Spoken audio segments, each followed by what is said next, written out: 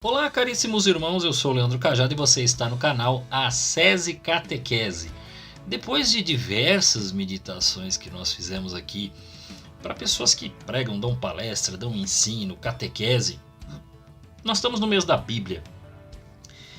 E não apenas quem faz isso, mas todo mundo, né? Todos os leigos aí, que eu acredito que...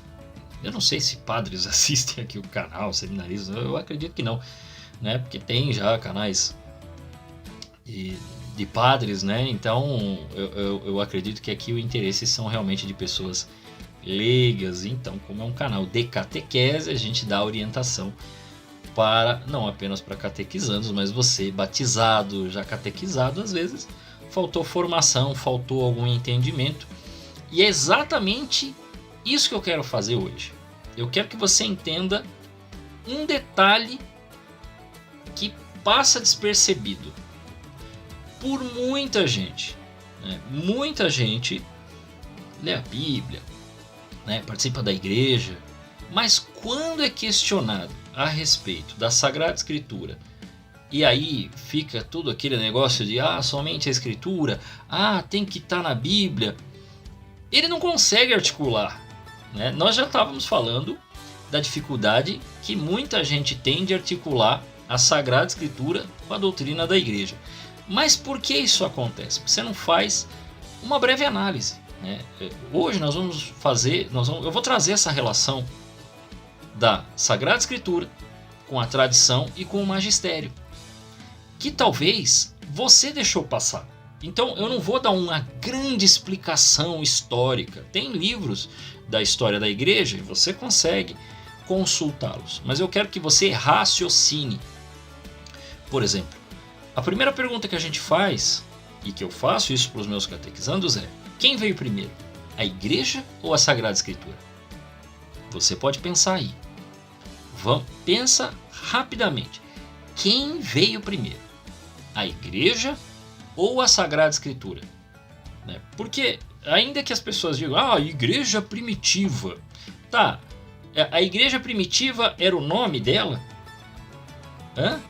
E dessa igreja primitiva ela se desfez e aí surgiram outras?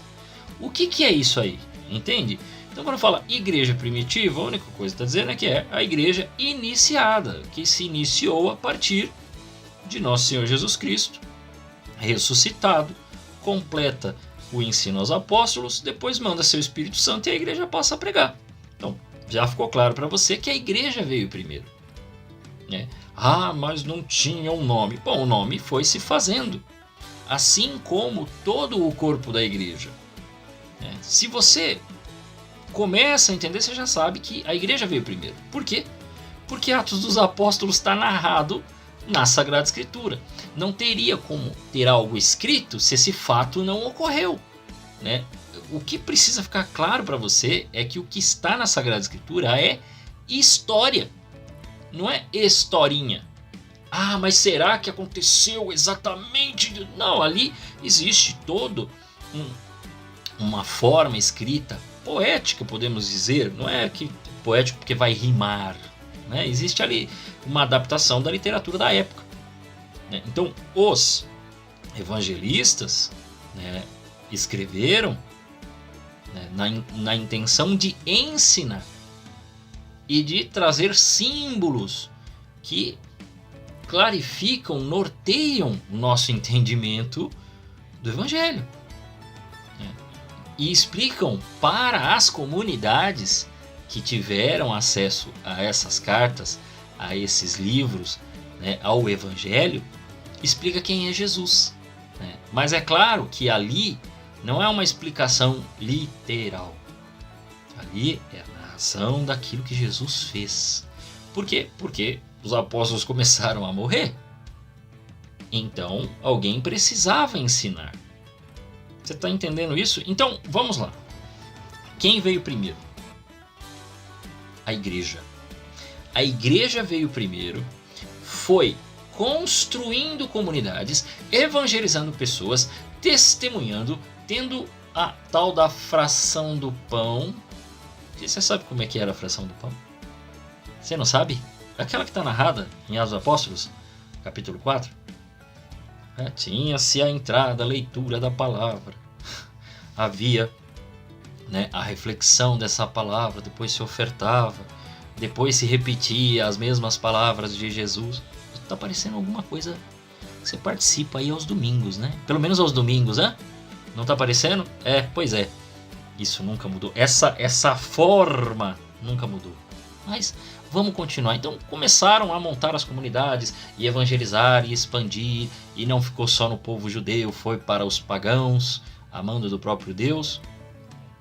20 anos depois da ressurreição de Nosso Senhor, que começa a surgir a primeira carta, mais ou menos ali no ano 52, 53, carta de São Paulo aos Tessalonicenses. Aí eu acho que uns 2 anos depois sai o primeiro evangelho, depois outro, né? Que existem até algumas discussões aí sobre o ano do evangelho de Marcos, o ano do evangelho de Mateus. Depois vem Lucas, aí muito tempo depois vem João. Então, primeiro veio a igreja.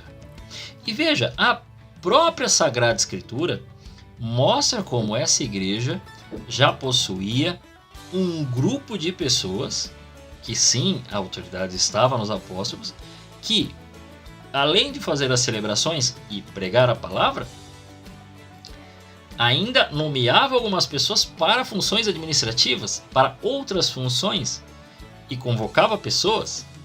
E também, logo que houve, né, Judas morreu, trouxeram Matias, que também foi num sorteio, e logo depois que um dos apóstolos ia embora, alguém assumia o lugar, né? Então você já começa a perceber que tem uma coisa nascente que já parece muito com a igreja que você participa hoje. Não tudo igual. Um corpo, né? O corpo que você tinha quando você nasceu não é o mesmo que você tem hoje, porque houve um desenvolvimento, né? Então o desenvolvimento de um corpo faz com que ele mude sua forma. Eu não tenho a mesma forma de quando eu era uma criança, mas muito daquilo que eu aprendi quando pequeno, né, desenvolveu o caráter. Então é isto que a igreja trouxe com o tempo, né? Você precisa entender isso. Onde está? Bom, se você pegar, por exemplo, Atos dos Apóstolos 15, tem lá uma discussão que Paulo vai trazer, da discussão dos pagãos, que na verdade os judeus estão reclamando. Como assim não vai circuncidar? Todo mundo tem que circuncidar. Eles fizeram uma análise e falaram, não, isso aqui não se trata de um mandamento, isso aqui é uma cultura judaica.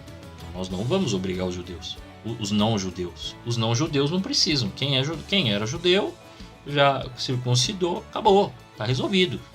Os outros não. A única coisa que nós orientamos a todos é que não procurem as carnes imoladas aos ídolos. Quer dizer, tudo que for comida imolada aos ídolos, vocês evitem.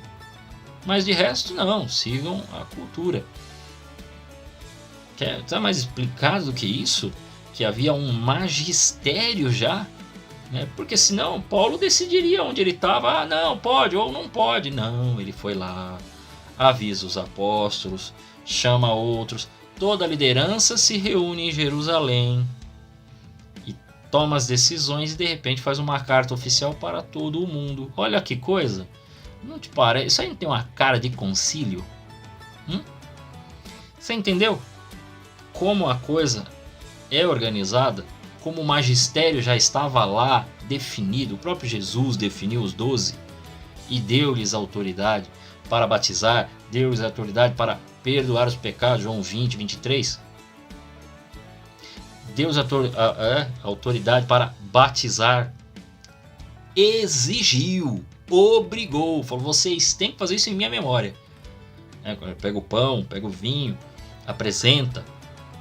Fazer isso tem memória de mim. Este pão é o meu corpo que será entregue por vós. Se você está entendendo, você já percebeu que a própria Sagrada Escritura está validando a tradição. Que foi a tradição? Ela foi aquela que deu a continuidade da igreja após Pentecostes, continuou pregando, continuou ensinando, foi a outros locais, cresceu, se expandiu e traz este testemunho pós-ressurreição, que não está na Bíblia, para nós, mas que enriquece o entendimento, inclusive bíblico, mas enriquece o nosso entendimento daqueles que vieram antes de nós. E o magistério? O magistério está mostrado por Jesus, que deu toda a autoridade para os apóstolos. Esses apóstolos deram continuidade histórica. Então você chegar e falar que você não está entendendo, o que você está rezando, meu amigo, quando você reza o creio lá após a homilia da missa? Tá claro, evidente. Não tem muito mais o que falar. E nós podemos completar essa história dizendo que essas cartas foram escritas até o último apóstolo, João. Quando João morre, a própria igreja entende que acabou a revelação. Então, ninguém trouxe mais nenhuma, podemos dizer assim, novidade. Toda boa nova se encerra ali. Tudo que vem, inclusive as aparições de Nossa Senhora, não trazem nada de novo no sentido de ensino doutrinal, de doutrina. Às vezes tem uma profecia, mas mesmo essas profecias possuem ligação total com aquilo que é profecia bíblica. Então não vai ter uma inovação. Jesus não vai falar assim, olha, aquilo lá que eu dizia que era proibido, aquilo lá que eu dizia que era pecado, aquilo que está nos 10 mandamentos, não é mais. Não, então isso vai se manter, isso permanece. Olha, não precisa mais de papa. Olha, não, eu disse que estava na Eucaristia, mas não estou mais. Isso não vai acontecer, gente. Mesmo que um bispo viesse falar amanhã, ele está errado. Entende?